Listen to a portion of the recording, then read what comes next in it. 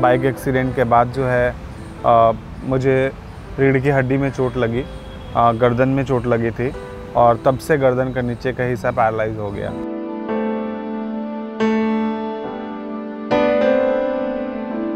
लोग बोलते थे कि आपका बेटा तो बहुत बेकार है, अब क्या फ़ायदा है ऐसी ज़िंदगी का। एक समय था कि मुझे भी लगता था कि नहीं, अपने लाइफ को ख़त्म कर देना चाहिए, कुछ भी नहीं होगा। तो तब इसलिए था क्योंकि मैं सिर्फ अपने लिए सोचता था। मैंने अपने सामने वालों को देखा कि वो ये चीज़ कर रहे हैं और मैंने वो रास्ता बनाया कि मैं क्यों नहीं कर सकता हूँ। तो जहाँ आप अपने लाइफ को अगर क्यों लाते हो कि मैं ये चीज़ क्यों नहीं कर सकता हूँ और ये क्यों नहीं हो सकता है, अगर आप इस क्यों को अपने दिमाग में बैठाओगे और अपने जो भी आपके सोच है उसको रास्ते में बदलोगे तो स्वाभाविक है कि आपका डिप्रेशन दूर होगा।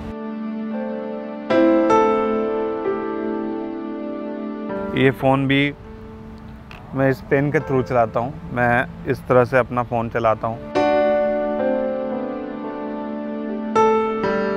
भगवान का शुक्राना करता हूँ कि उसने मुझे व्हीलचेयर पे बैठाया ही सही, लेकिन एक नई पहचान दिलाई है।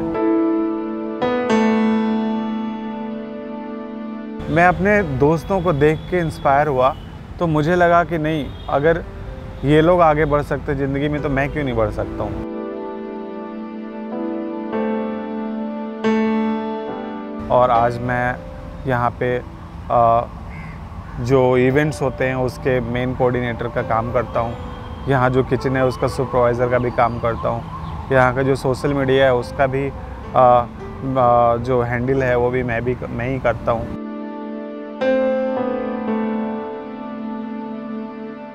तो इस गेम के थ्रू मैंने अभी 4 बार अपना नेशनल में मेडल जीता हुआ है और 2 बार इंटरनेशनल भी इंडिया रिप्रेजेंट किया हुआ है मैंने।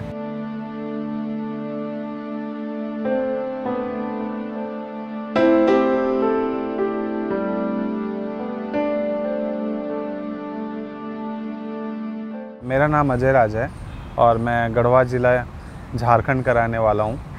और 2006 में मुझे बाइक एक्सीडेंट हो गया था और बाइक एक्सीडेंट के बाद जो है मुझे रीढ़ की हड्डी में चोट लगी, गर्दन में चोट लगी थी और तब से गर्दन का नीचे का हिस्सा पैरालाइज हो गया। सो बाइक एक्सीडेंट जो है, मैं अपने एक दोस्त के पास गया था मिलने और वहाँ से रिटर्न आ रहा था तो मेरे लेफ़्ट साइड में भी ट्रक आ रहा था और राइट साइड में भी ट्रक आ रहा था। तो मैंने लेफ़्ट साइड वाले ट्रक को तो देख लिया था, लेकिन जो राइट साइड वाला ट्रक है उसको नहीं देख पाया था।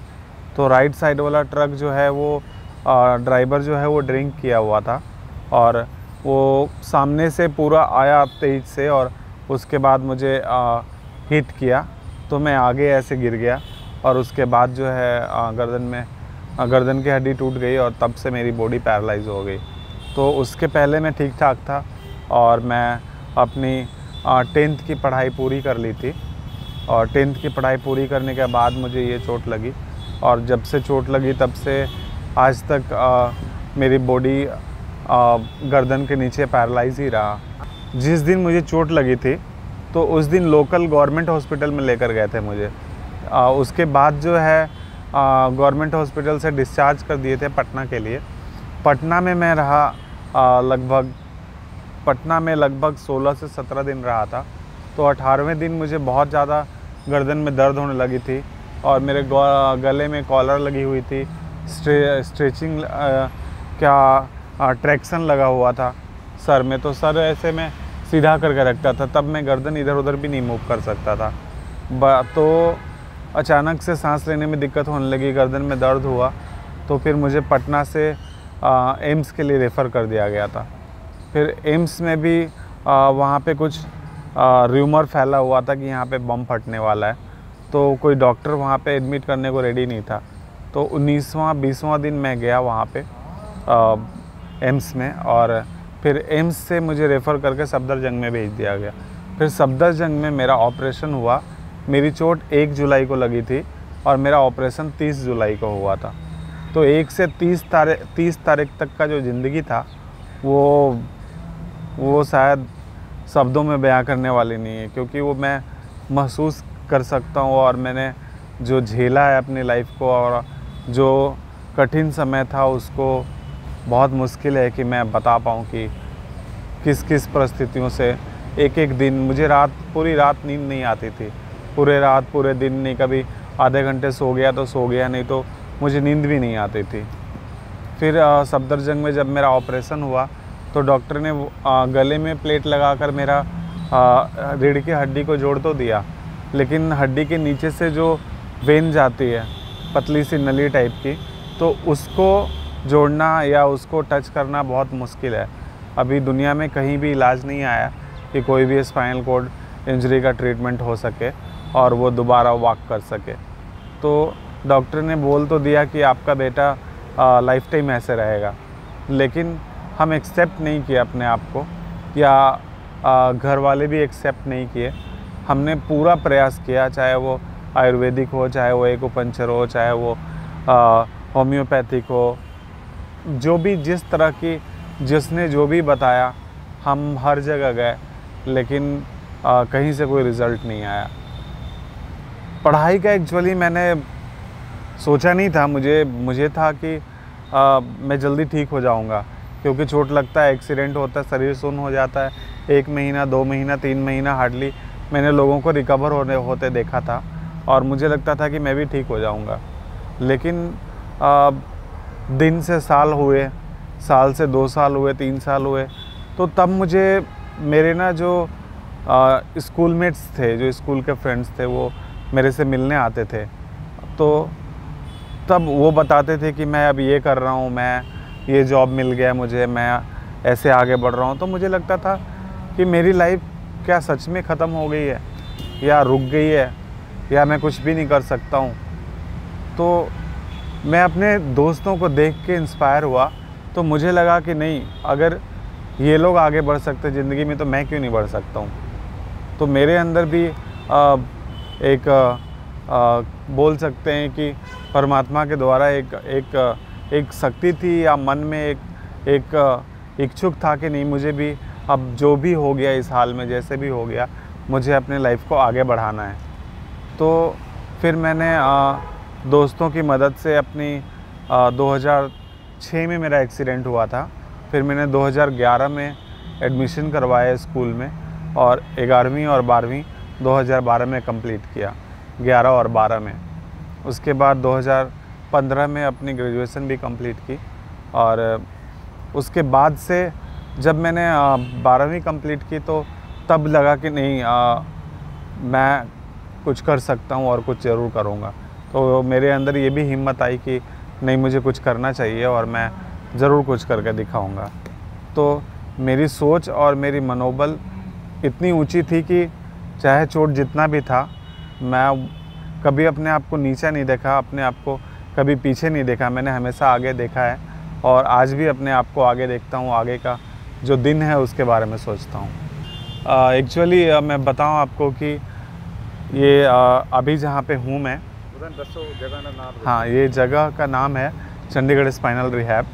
तो चंडीगढ़ स्पाइनल रिहैब के बारे में मुझे एक दोस्त से पता चला था, एक फ्रेंड थी, एक मैम थी, उन्होंने मुझे बताया था कि ऐसा ऐसा है। तो 2015 के बाद मैं 2016 में LPU गया था पढ़ाई करने के लिए, मास्टर डिग्री, लेकिन फाइनेंशियली प्रॉब्लम होने के चलते मैं वहाँ पे अपना पढ़ाई कंप्लीट नहीं कर पाया और मैं वापस घर गया। घर जाने के बाद 2016 में मुझे पता चला कि चंडीगढ़ स्पाइनल रिहैब एक रिहैब सेंटर है जो ओपन हो रहा है और 2016 में ही ये चंडीगढ़ स्पाइनल रिहैब खुला। तो यहाँ पे एक मैम थी, परम मैम, तो उन्होंने मुझे इस जगह के बारे में बताया था और यहाँ पे एक माउथ पेंटिंग का वर्कशॉप हुआ था। तो मैं उस वर्कशॉप में आया था और मैंने माउथ पेंटिंग की थी और काफ़ी अच्छा था। तो फिर मैंने यहाँ की जो मैम है, हेड मैम है, उनसे मैंने बात किया कि मुझे अपने लाइफ में आगे बढ़ना है, आप क्या कर सकता हूँ मैं, आप गाइड करो मुझे एक जॉब की रिक्वायरमेंट है, क्योंकि मैं अपने लाइफ को एक कोने में नहीं रखना चाहता हूँ। तो फिर उन्होंने बोला अच्छा ठीक है, हम देखते हैं बेटा क्या कर सकते हैं आपके लिए। तो सबसे पहले उन्होंने जो मेरे लिए किया वो था ये मोटराइज़ व्हीलचेयर। और ये मोटराइज़ व्हीलचेयर मिलने के बाद मैं इंडिपेंडेंट हुआ। इंडिपेंडेंट सिंस कि मैं कहीं भी आ जा सकने लगा, किसी से मिलना हुआ या मुझे कोई भी चीज़ की ज़रूरत हुआ, मैं किसी के पास जा सकता हूँ, बात कर सकता हूँ, कोऑर्डिनेट कर सकता हूँ। तो ये इन सब को देख के उसके बाद मुझे यहाँ पे मैम ने जॉब के लिए रखा और आज मैं यहाँ पे जो इवेंट्स होते हैं उसके मेन कोऑर्डिनेटर का काम करता हूँ। यहाँ जो किचन है उसका सुपरवाइज़र का भी काम करता हूँ। यहाँ का जो सोशल मीडिया है उसका भी जो हैंडल है वो भी मैं ही करता हूँ। तो ये सारी चीज़ें यहाँ पे आकर एक अपॉर्चुनिटी मिली और यहाँ पे आने के बाद एक नई ज़िंदगी की शुरुआत मिली। क्योंकि आप सोच सकते हो कि आप अगर ज़िंदगी में कुछ चाहते हो आगे बढ़ना, तो सबसे पहले एक नौकरी की ज़रूरत होती है। एक नौकरी है जो आपको ज़िंदगी में एक नई किरण दिखा सकता है। तो वो जो नौकरी का किरण था, एक उम्मीद की जो किरण थी, वो चंडीगढ़ स्पाइनल रिहैब ने दिखाया और आज मैं इस काबिल हूँ कि मैं आपके साथ इंटरव्यू कर रहा हूँ। तो मेरे सामने एक लैपटॉप होता है, उसके मैं पेन लगाकर, जैसे मैं ये फ़ोन भी चलाता हूँ तो ये फ़ोन भी मैं इस पेन के थ्रू चलाता हूँ। मैं इस तरह से अपना फ़ोन चलाता हूँ और जैसे कोई भी इंक्वायरी हुआ, कॉल हुआ तो मैं अटेंड करता हूँ और लोगों से बात करता हूँ। देखो, डिप्रेशन होना एक स्वाभाविक है, या मैं हूँ या एक आम ज़िंदगी है, लेकिन उस डिप्रेशन को लेके उसमें डूब जाना ये सबसे बड़ी बेवकूफ़ी है, जो कि मैंने अपने लाइफ में ये अपना मेरा जो लाइफ एक्सपीरियंस है मैं वो उसमें मैं आपको ये बताना चाहता हूँ कि एक समय था कि मुझे भी लगता था कि नहीं, अपने लाइफ को ख़त्म कर देना चाहिए, कुछ भी नहीं होगा। तो तब इसलिए था क्योंकि मैं सिर्फ अपने लिए सोचता था। तब सिर्फ मैं ये सोचता था कि मैं ये करता, मैं वो करता, मैं सिर्फ अपने थॉट्स, अपने सोच में उलझ के रह जाता था। जब मैंने अपने से ऊपर उठ के देखा, मैंने बताया कि मैं अपने दोस्तों से इंस्पायर हुआ, मैंने उनके ऊपर देखा, मैंने अपने सामने वालों को देखा कि वो ये चीज़ कर रहे हैं और मैंने वो रास्ता बनाया कि मैं क्यों नहीं कर सकता हूँ। तो जहाँ आप अपने लाइफ को अगर क्यों लाते हो कि मैं ये चीज़ क्यों नहीं कर सकता हूँ और ये क्यों नहीं हो सकता है, अगर आप इस क्यों को अपने दिमाग में बैठाओगे और अपने जो भी आपके सोच है उसको रास्ते में बदलोगे, तो स्वाभाविक है कि आपका डिप्रेशन दूर होगा। हाँ, ये सब एक ज़िंदगी का पार्ट हो गया अभी इन दिनों। देखो, मैं एक समय था कि मुझे लगता था कि नहीं, ये लाइफ नहीं रहा, लेकिन आज मैं इसी समय में जी रहा हूँ। लेकिन भगवान का शुक्राना करता हूँ कि उसने मुझे व्हीलचेयर पे बैठाया ही सही, लेकिन एक नई पहचान दिलाई है सोसाइटी में। आज सोसाइटी में 10,000 लोग एक साथ चलते हैं, लेकिन जब उस 10,000 के बीच में एक व्हीलचेयर जाती है तो वो 10,000 की भीड़ एक तरफ मुड़ जाती है। तो मैंने कभी ये नहीं सोचा कि मुझे उस 10,000 की भीड़ में चलना है। अगर मैं एक भीड़ में चल रहा हूँ और पूरी भीड़ मेरी तरफ है, तो उससे अच्छी बात और क्या हो सकती है। तो ये होती है पॉजिटिविटी। अगर आप पॉजिटिव रहते हो, अगर आप थॉट्स अपना मजबूत कर सकते हो, कर रहे हो, तो आप अपने लाइफ में बहुत कुछ कर सकते हो। रही बात मेरी डेली रूटीन की, तो मेरे साथ मेरा एक भाई रहता है, वो मुझे ड्रेसअप कराता है, नहलाना धुलाना, खाना पिलाना या पानी ही पिलाना।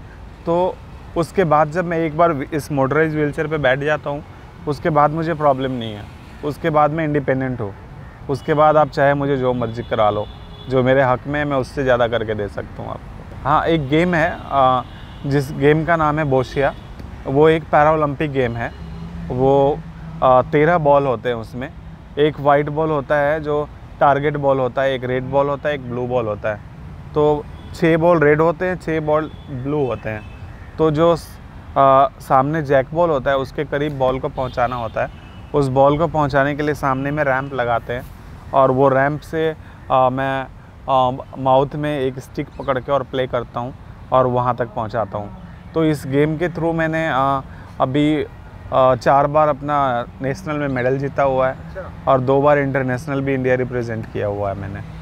हाँ, तो अभी फिर मेरा जो आगे का मेरा जो मोटो है, मेरा ज़िंदगी का एक ही लक्ष्य है कि मैं इस गेम के थ्रू आगे बढ़ूं और आने वाला जो इंटरनेशनल टूर्नामेंट है, जैसे बहरीन में है या एशियन गेम्स होने हैं या पैरा ओलंपिक गेम्स होने हैं 24 में, तो मुझे उस जगह पे जाकर और अपने नाम के साथ अपने देश का नाम वहाँ पे लहराना है, ताकि लोग मेरे साथ साथ मेरे देश को भी जान सकें। हाँ, मैं अपना घर लगभग साल में एक बार जाता हूँ 10 या 12 दिन के लिए।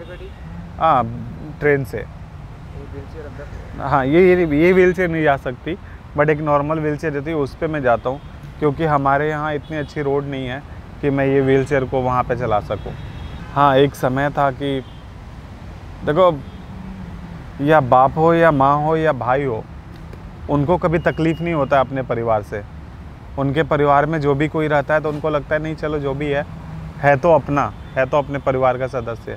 लेकिन आज की जो सोसाइटी, आज की जो समाज है, वो इस चीज़ को एहसास नहीं होने देती है। वो आपको ज़रूर बोलेंगे आपका बेटा तो ऐसा है, आपका बेटा वैसा है। तो समय था जब लोग बोलते थे कि आपका बेटा तो बहुत बेकार है, अब क्या फ़ायदा है ऐसी ज़िंदगी का।